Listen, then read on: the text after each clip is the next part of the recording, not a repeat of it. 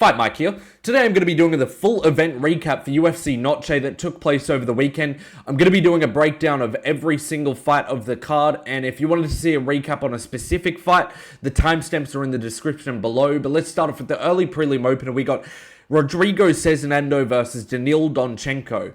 I went with Daniil to get this one done, and he did with a fantastic TKO finish. It was a great performance from Daniil.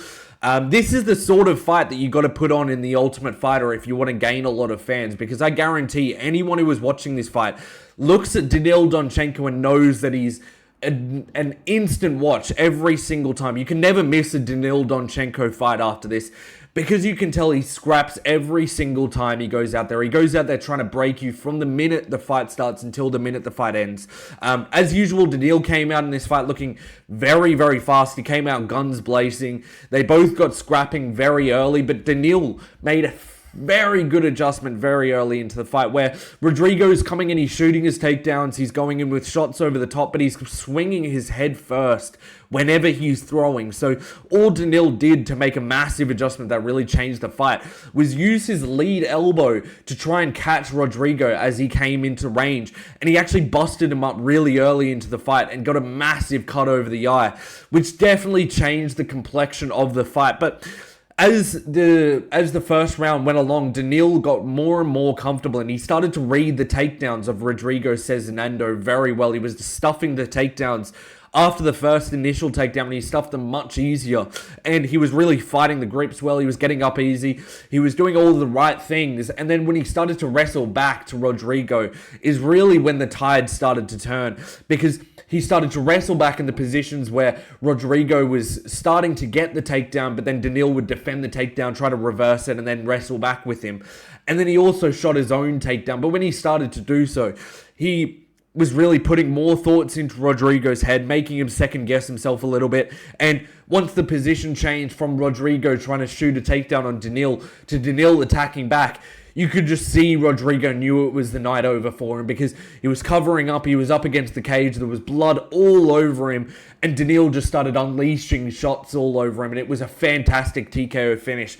I will say Daniil got a little bit gassed out in the fight, but that is to be expected just because it was a good performance from him, and he was fighting a very skilled fighter, so it does make sense why he got a little bit gassed in the fight. But with someone who's able to survive a little bit better, maybe not take as much damage as early on, maybe they were able to do a little bit better against Daniil Donchenko in the later rounds, especially because he did look very tired at the end of the fight. Moving on to the next one, though, we've got Montserrat Rendon versus Alice Pereira. I went with Alice Pereira to win this one by 29-28 decision, but Rendon got it done by decision. I will say this was not a fun fight. We had Rendon chasing Alice Pereira down the entire time. Rendon would be throwing like 3-4 punch combinations, missing almost all of them, and then crashing into the clinch, holding there for a little bit, and then Alice would separate. Then there would be at range, Alice would be backpedaling the whole time, throwing single shots at a time. It was just a really lackluster performance from both of them. I will say, though, for Alice Pereira, she really should have come through the Contender Series, because she's only 19 years old. She doesn't need to be here this soon. And just because she's 19 and has like a decent-ish record, it doesn't mean that she has to be here. It's sort of like a novel signing, you can say, where it's like she doesn't really deserve to be here, but because she's 19 and shown a lot of skills, the UFC signed her for promotion aspects. But if you're looking at her former opponents, she screams someone that needs to go through the Contender. Let me read through some of these opponents' records. She has, I think it's 6 fights in total. 2 of them have been flagged by Tapology for legitimacy issues, where both of them were finished in the first round by KO, one of them in 11 seconds. I haven't seen either of those fights. I've only seen her last 2 fights. But 2 of her fights were flagged with legitimacy, and the only other fights she has were against a 0-1 opponent, 0-0 opponent, a 2-0 opponent, and a 12-8 opponent who's now 12-10. So she's really not having like very good experienced opponents that she's coming up against, and she should be fighting on the Contender Series if that's the case. We need her fighting like a 6-1 opponent on the Contender Series, or even like a 10-4 opponent, like just someone who's got a little bit more success winning fights. And even then, her fights that were flagged for legitimacy, one of them was 1-6, and the other one doesn't have a record. So I just don't really think that she was prepared for the UFC when she came in. And to be honest, she's probably not prepared now, even though she's had her first UFC fight. She didn't look like a UFC fighter out there, to be honest. And that is partially due to the fact she's 19 years old. She shouldn't be in the UFC. And really, if you look at Raul Rosas when he first came into the octagon, he didn't look polished. He didn't look like he should have been in the UFC, and I think that that's the case here. People online saying, don't be harsh, she's only 19.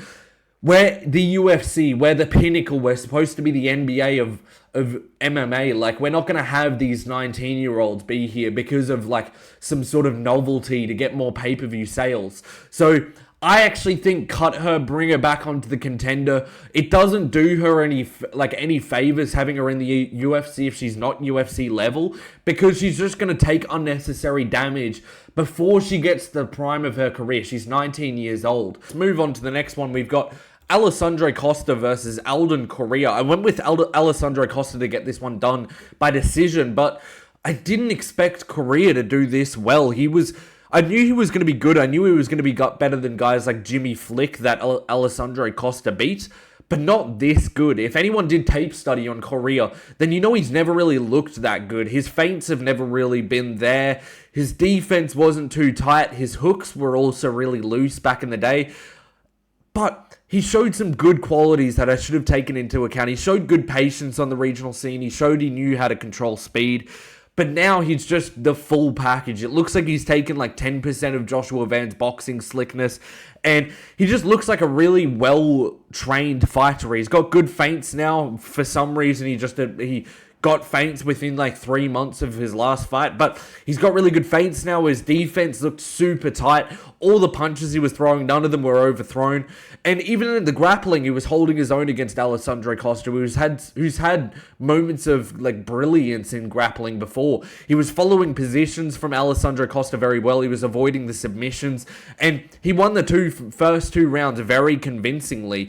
And at the end of the second round, Alessandro broke his toe. I don't know what it was on, but after he broke his toe, it just looked like he was completely dejected. It looks like he was like mucking around with it at the end of the round. I remember the corner picked him up, and I just looked at him and I thought, oh, you're done. And the corner let him go back out for round two. He shot a takedown early, but he just looked dejected, and he got pushed to a corner and teed off on TKO'd early into round three. And I actually saw the team through the towel, which is a lot of respect. I like it when the teams do that, when they know that their fighter's not going to be able to make it through. So good win for Alden Coria. Bad performance from Alessandro Costa, but Alden could just be that good. He was super slick on the feet, and it really looked like he was frustrating Alessandro Costa with how good his defense was. Moving on to the next one, though, we've got Zachary Reese versus SedriquesDumas. Sedriques, you're a lucky guy. You avoided the flatline KO. I was hate watching this so bad, and I was so mad that he didn't get flatline KO'd by Zachary Reese, because early Reese looked pretty decent. They were both pretty patient. Both guys were landing a lot of kicks, and then there was just a really nasty nut shot on SedriquesDumas. And to be fair, it could have been a really bad nut shot. It sounded bad as well, but I just disagree that he was like too hurt to continue. Like, when you get hit in the balls with like a cricket ball, even when you're wearing a box, that I feel like was heavier than that kick. Like, getting hit flush on the balls with a cricket ball is really, really painful. But even as a kid, I remember getting hit once, getting flush hit on the cup with a cricket ball. And it took probably, I don't really remember it that well, but I think I was fine before 5 minutes later, whereas SedriquesDumas was like rolling around. He said he couldn't stand up. I bet it hurt. I guarantee it hurt really bad, but he could have continued, but fair enough. It was an illegal strike. I still think, though, that fight goes a minute longer. Zachary Reese pings him around the octagon and gets a first round KO. So Sedriques, you're very, very lucky. Moving on to the next one, we've got Jesus Aguilar versus Luis Gurule. I went with the underdog, Jesus Aguilar, to get this one done. I think I went it by decision as well. I thought the grappling was just going to be too much for Gurule. But I will say, I thought Gurule did well. The one thing is that it was clear whoever was moving forward in the fight was winning. Neither guy is very good at countering, so whoever was coming forward, they were the one landing the biggest and better shots. And Aguilar went on forward more on the feet than Gurule did. And on the ground, Aguilar was getting the better of a lot of those exchanges. I also think Gurule could have won this fight if he was just a little bit more active. In round 2 and round 3, he had times where he was pressuring Aguilar, but then he would just not really throw anything apart from like a jab and a leg kick. I just thought that he had a little bit more in his tool bag, and he just didn't. But if you're a Jesus Aguilar fan and you actually picked him, this is this sort of underdog you have to pick. Gurule has no wins in the UFC, and Aguilar's only lost to the good guys like Rafael Estevam and Tatsuro Taira. So it was really a no-brainer for me to pick Jesus Aguilar. I really don't know why he was such a heavy underdog, but it was a very good fight between these two. And I thought that Jesus Aguilar might have some sort of prospect for his future because he's very slick on the ground. He's got decent boxing. I think he really does need to improve on putting some more leverage into his shots. But he seems to have pretty good boxing, and I think he may go somewhere in the flyweight division. Moving on to the next one, though, we've got Tatiana Suarez versus Amanda Lemos.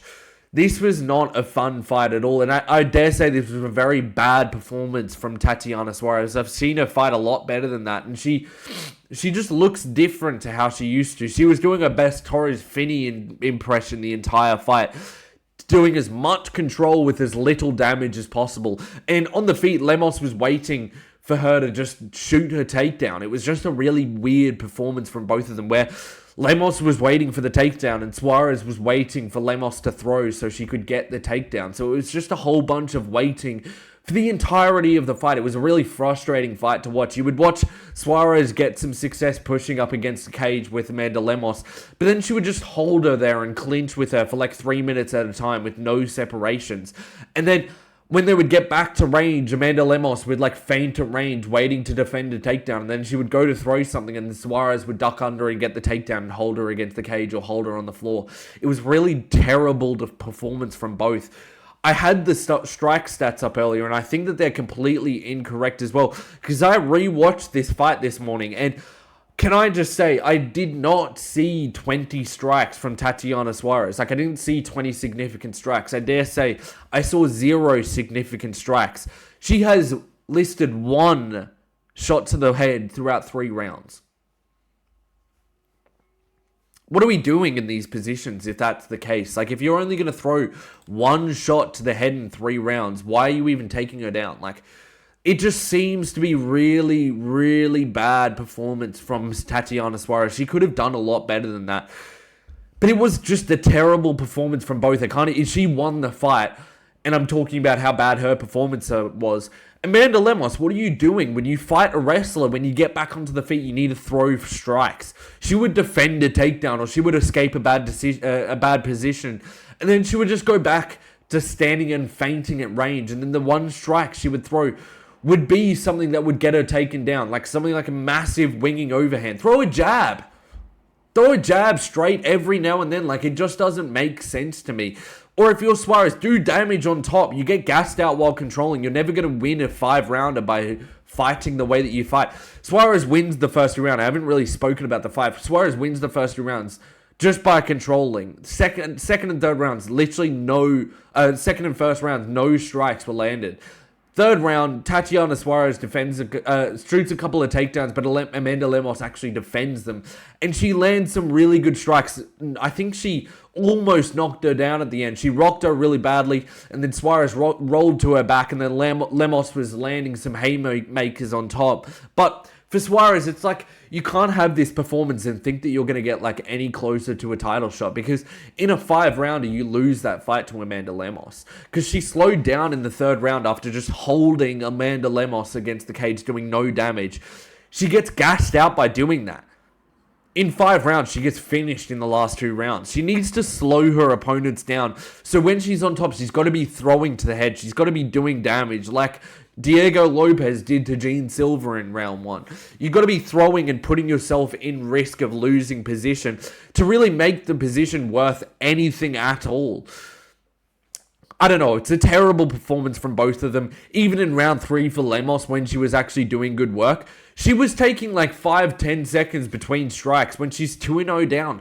Throw the kitchen sink at her. Keeps, like, at the very end of the fight, she's sitting there, like, throwing one hammer fist at a time. Wait 2 seconds, wait for the perfect opportunity. Throw another hammer fist. Who cares? Stand up. Throw everything you possibly can at her. Like, when there's 3 seconds left, you can still get a flatline KO in that position. Just wail your arms around. Like, you're not going to get a KO throwing one shot every 4 seconds in the last 10 seconds. It was just a bad performance. It was very frustrating to watch, and I just thought both of them could have done a lot better with that performance. Moving on to the next fight, we've got Claudio Puelles versus Joaquim Silva. I picked Joaquim Silva to get this one done. I was very nervous, though, whilst watching it. It was not a good performance from Joaquim. Even though he looks like a monster, he's getting less athletic by the day. He's not as fast. He's not as active. He never really was that active, and he's just not that powerful either. His timing's gotten worse. Like, he is slowing down. But this fight just came down to Puelles not having any striking offense for Joaquim Silva to worry about. His takedown timing was actually very good. And I've always thought this about Puelles, that if he had any level of danger on the feet, that his takedowns would actually mean a lot. But his takedown timing was really good, but he just couldn't really do anything because he wasn't doing any damage to set up the takedown. And then once he got Joaquim down, he wasn't doing any damage. So in the entire fight, he's kind of doing no damage. So it's really hard to give him decisions. I was surprised at one point that round 2 that Joaquim Silva didn't actually finish Puelles after hurting him with a body kick, because Puelles really just didn't do anything after that. He wasn't really doing much in the in the second and third round. So I thought that Joaquim really should have got a finish. And I'm just so surprised, after hurting Claudio Puelles, the grappler, why Joaquim Silva decides it's time to grapple with him. Like, no, this is the time where you separate and break him. But weird performance, 29-28 decision win for Joaquim Silva. Like usual, he's really become a 29-28 decision fest. But it was a decent performance from him. He got the win, so that's all that matters. But moving on to the next one, it was the people's main event. Duško Todorović versus Jose Medina. I thought Todorović would get it done by decision, but he got it done by submission.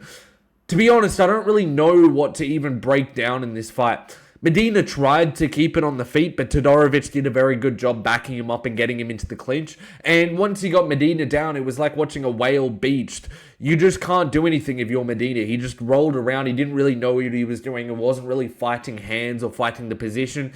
And Todorović was able to get the back and get the rear naked choke.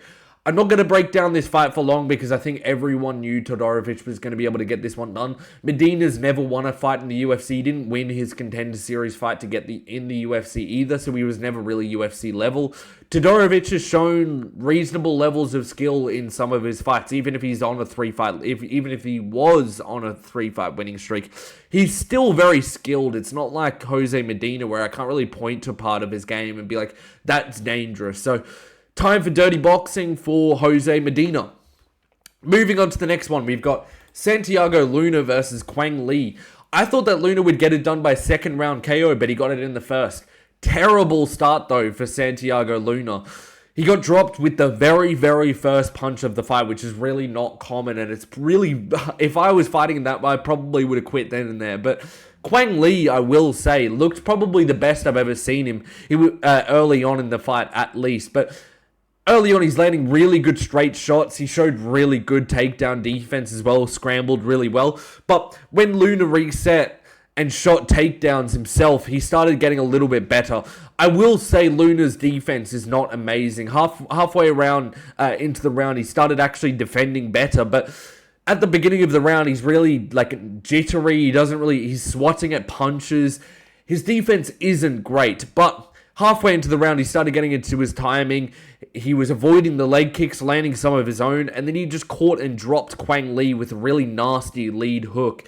And Quang tried to recover, he got back up, but then he just got sat right back down with a combo that ended the fight. And I like Luna. He's got a lot of balls and a lot of heart. Hopefully he can clean up that defense a little bit. He seems to be too high and tight guard, not enough head movement. So hopefully if he rectifies that, he can have some good performances in the future. Moving on to the next fight, we've got Alexander Hernandez versus Carlos Diego Ferreira. I picked Alexander Hernandez to get this one done by decision. I almost went by KO, and I definitely should have, but as I said in the predictions video, we could be seeing an older, slower Carlos Diego Ferreira that's been waiting for his time to get flatlined. And this was the time.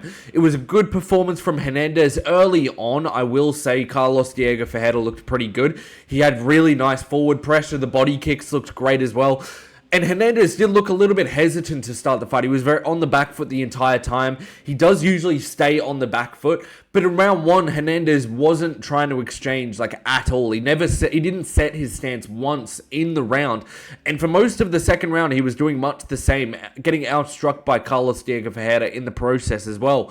But as the round went on, you could see CDF was starting to get more sluggish and a bit less slick as well. And all that backwards movement from Hernandez started to actually pay off, because even though Hernandez probably isn't the more skilled fighter or isn't the better, like the more accomplished guy, he does have a very tricky style to get sort of a read on, because he's constantly moving backwards. And all of that time moving backwards has sort of lulled Ferreira into a sort of a state of feeling safe where he really shouldn't have, because he was pushing forward for so long and having Hernandez never really set his stance that it looks like he didn't really expect him to.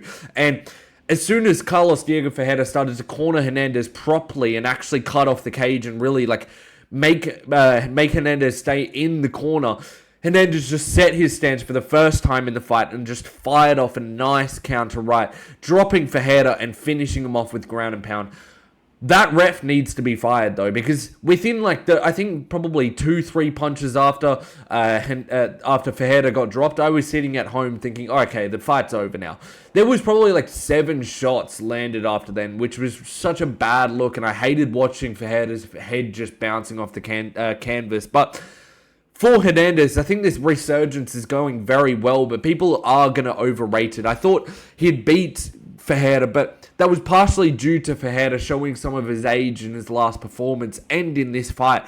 And I think when Hernandez fights someone who's a tough guy in his prime, like a Ribovic, I think that he's going to lose to them, or a Chris Duncan. I think both of those guys beat him. I think a Rebecca beats him as well. Like, there's a lot of guys in the Bahamondes probably beats him. I think that Carlos Diego Ferreira has been underrated for too long, and now he's finally been overrated. So I thought that this was the time for him to lose like that. Whereas Hernandez, I think now is his time, now that he's become overrated with this 5-fight winning streak in the lightweight division. Moving on to the next fight, we've got Kelvin the Fridge Gastelum versus Dustin Stoltzfus. I went with Kelvin by decision, and you know what? I'm actually really interested to see if they cut Kelvin by Wednesday this week. But this was a really good fight. Kelvin missing weight, though, makes this a bad performance for him. But had he made weight and fought like this, it'd probably be an acceptable performance. But when you've got a 5-pound weight advantage over a guy who's 3-7 in the UFC, it's always going to be a bad look. But round by round, I thought Stoltzfus won the first round with the kicks on the back foot. Kelvin wasn't really landing in that round one. Round two, Kelvin started taking over a little bit, hitting some nice body shots, especially that straight to the body. And then he was landing some good punches, dropped Stoltzfus in the round, attempted a guillotine, which was stupid. And then round three, he was able to keep up that same sort of offense, still outlanding Stoltzfus in the round. I respect Stoltzfus, though. He landed and fought really hard with a massive weight disadvantage. And for Gastelum, it looks like he's the same fighter that we saw in The Ultimate Fighter, literally a decade and a bit ago. He's got a great chin, great boxing, good wrestling defense, but no new wrinkles added to his game since he entered the UFC. It's a bad look for him. Dustin Stoltzfus in 3-4 years ago, if we saw this matchup maybe a year or two ago, if we saw this matchup in front of us, we would have thought Kelvin gets this one by flatline KO. And even now, people were saying that Kelvin should get it done by KO. But this is not an athletic prime version of Kelvin. We've got Fridge Kelvin, who's coming in 5 pounds overweight, in a weight class he shouldn't even be. I guarantee you, if Kelvin took his fighting career a little bit seriously, he would probably have been a mainstay of the welterweight division. And now he's a middleweight, missing weight. Bad look. Good, fun fight, though. Kelvin's boxing, as always, looks really good. And I will say for Dustin Stoltzfus, I think he needs to, although he's a very gritty guy and he can battle through a lot of pain and endurance, I think he needs some more wrinkles to his game. He's got good kicks, he's got good like wrestling and submissions. He needs his boxing to be improved. He needs to be able to close range with his boxing and not stay off the back foot because he gets very tired off the back foot. So if he did improve his boxing, I actually think he would do somewhat okay in the UFC. But I hope they keep him around, though. He's a fun fighter to watch. Moving on to the next fight, though, we've got Rafa Garcia versus Jared Gordon. I will say, I went with Jared Gordon, but as soon as I saw that knee sleeve, I knew he was done. I can't remember who the last fighter with a knee sleeve on one was. Like, I can't remember who won with a knee sleeve last. Like, it's very uncommon that these guys coming in slightly injured actually do well. But Gordon actually started pretty well. I thought he won the first few rounds. The judges disagreed with me. But the thing is that Gordon got into a car crash a day before the fight and popped his knee out. That's why he was wearing the knee brace. And when Rafa Garcia started leg kicking the other leg very early into the fight, it made it sort of like a level playing field. I still think that Jared Gordon's a better fighter than Rafa Garcia. Even if he's got the loss on his record, I still think that. Because Rafa Garcia made a very close fight out of a guy with one leg. And a guy who looked slower than he's ever looked. A guy that looked like he had no footwork. And where Gordon, who's not usually that slower, or at least not slower than Rafa, after taking a couple of leg kicks on his good leg and having his bad leg, he was now slower than Rafa Garcia. And with the footwork gone, you could tell his legs weren't allowing him to move away and evade the shots effectively. And even after that injury, he was still landing a lot on Rafa. But round 3 came along, Rafa started making a good adjustment and landing some good body shots early. And then he came over the top with a right hand as Jared Gordon was leading into it, finishing Gordon with ground and pound, getting his first KO win since 2018 and the second one in his entire career over Jared Gordon, the guy that all of us talk about being really good and one of the best unranked lightweights who's never been rewarded for it. But I don't know, it's just a bad performance from Jared, a guy who came in injured, and Rafa Garcia was able to capitalize on that. Moving on to the next fight, we've got Rob Font versus David Martinez. I went with Rob Font to get this one done, but it was a surprise to us all, but David Martinez was the better fighter out there. And what this showed me is that we need to adjust the rankings, because David Martinez, in his second ever UFC fight, couldn't be the only unranked fighter that could beat Rob Font. We've got guys in the division on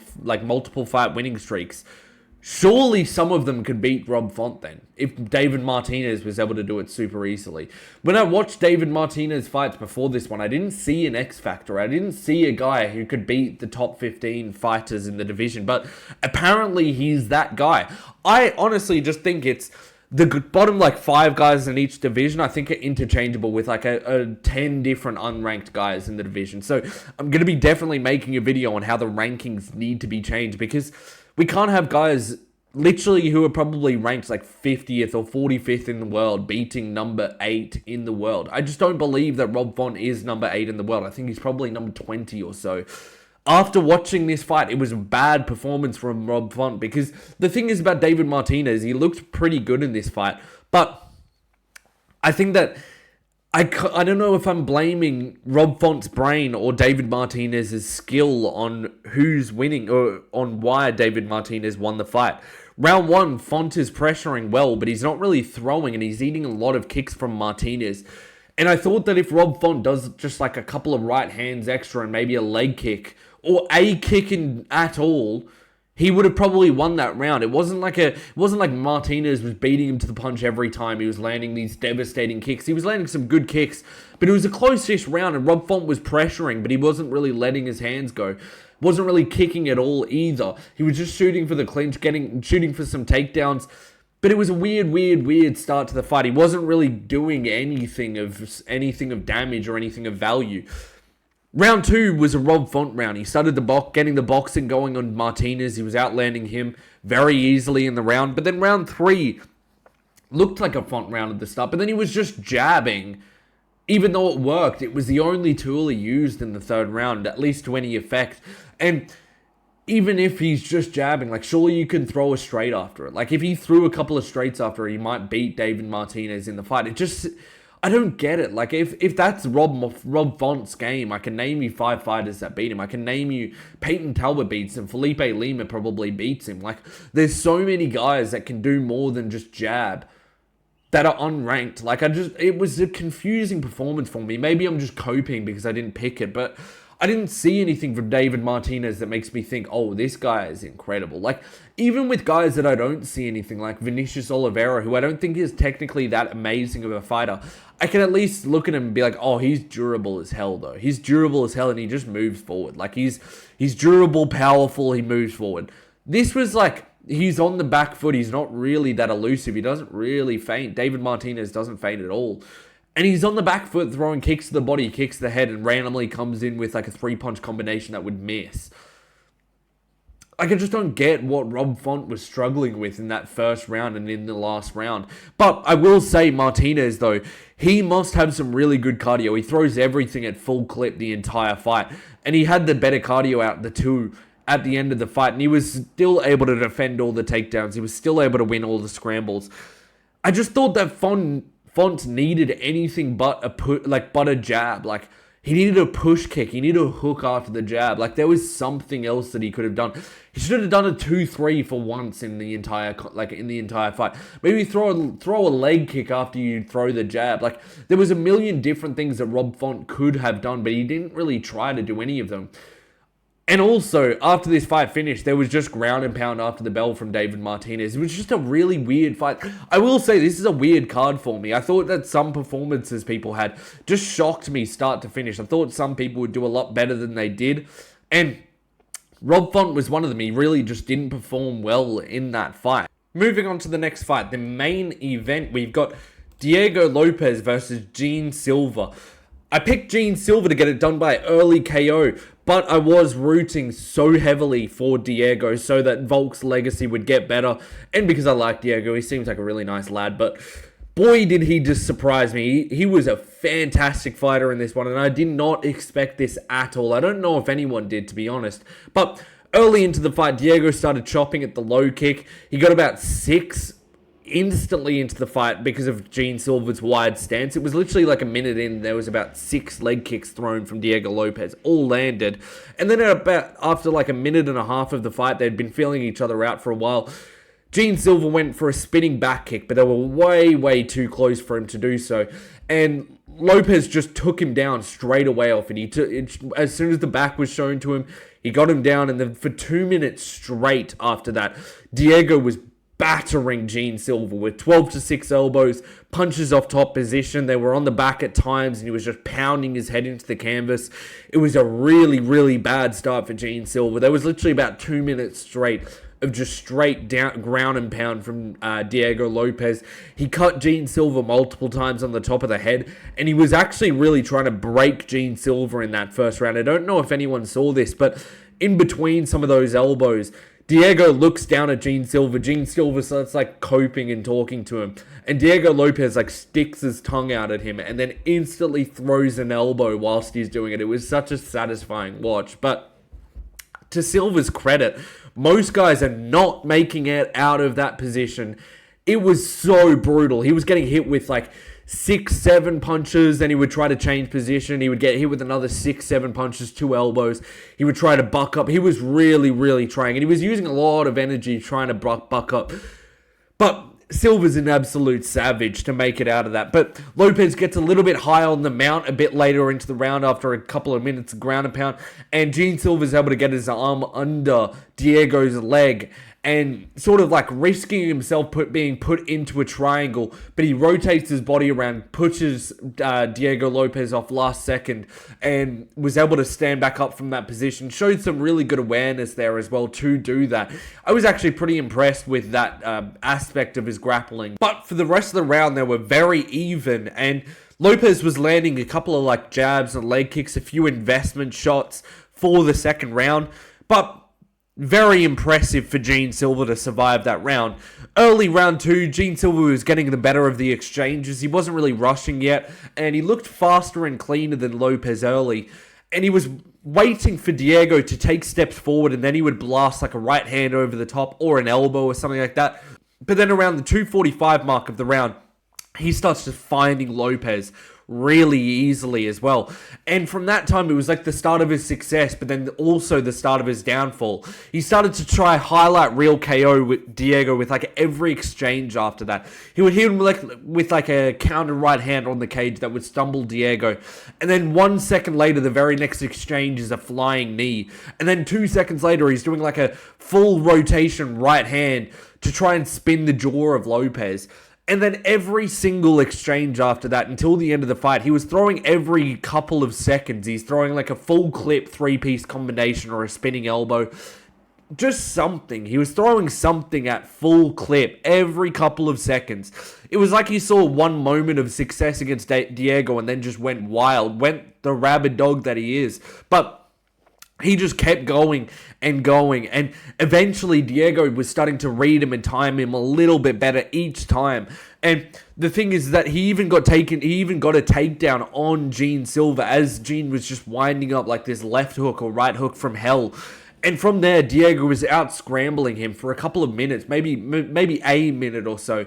And I think that probably hurt the ego of Gene Silva. But once they got back up, it was just straight offense, moving forward, throwing 3-piece combinations again with full clip. More lead elbows, more spinning elbows. He was just throwing the kitchen sink at Diego Lopes. It was similar to what Diego was doing to Brian Ortega in the first round of their fight. Except he wasn't getting hurt like Brian was. He was getting rocked here and there. He was feeling the shots.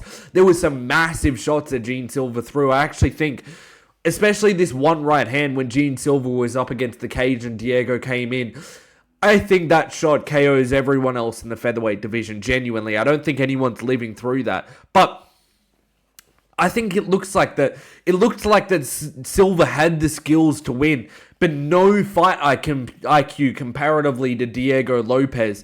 And Diego Lopes caught him with a spinning elbow, finishing him as Gene Silva just went forward, throwing combinations one after the other with like no regard for defense. And Diego Lopes shot him off, got the spinning elbow, sent him to the canvas, followed up with some nasty ground and pound, and got the win.